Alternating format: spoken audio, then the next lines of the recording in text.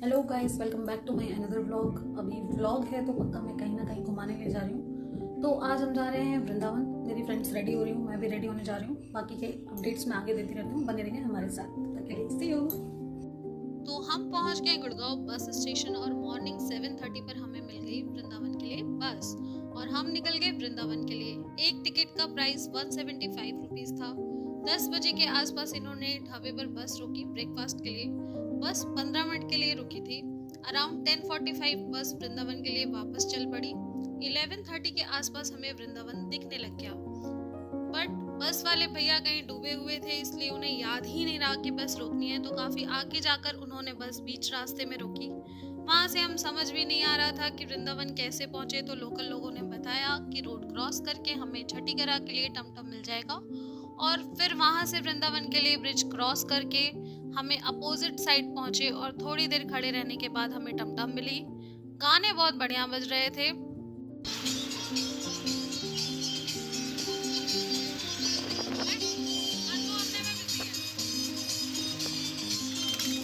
टमटम वाले भैया बहुत अच्छे थे। वो हमें प्रेम मंदिर तक छोड़ने के लिए तैयार हो गए और उन्होंने 30 रुपीज पर पर्सन के हिसाब से चार्ज लिया।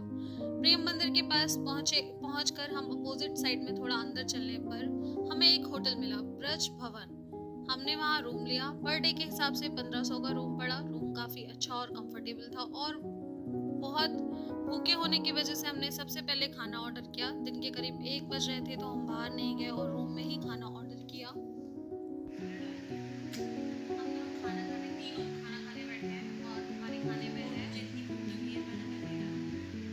राइस निकाल रही है और हमारे खाने में है आलू मटर फ्राई, दाल फ्राई, रोटी और आलू के लिए स्पेशली राइस, छाछ।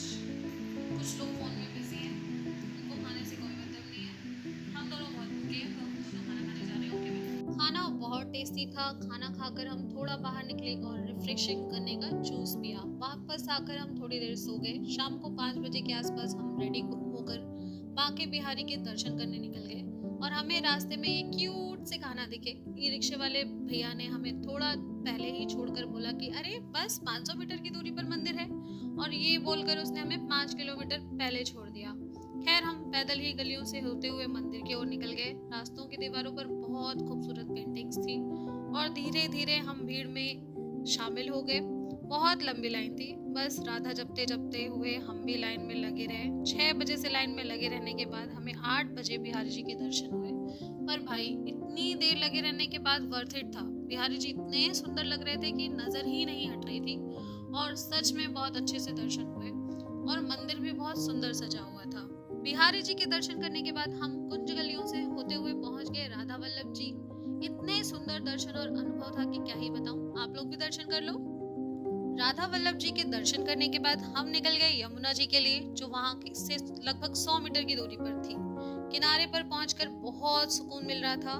रेत की ठंडक पैरों को बहुत आराम दे रही थी। कुछ देर वहां बैठकर हमने वापसी में थोड़ी शॉपिंग की और फिर हम रूम पर आ गए। तो ये था हमारा वृंदावन का पहला दिन, जो कि काफी थका हुआ पर बहुत सुकून भरा था।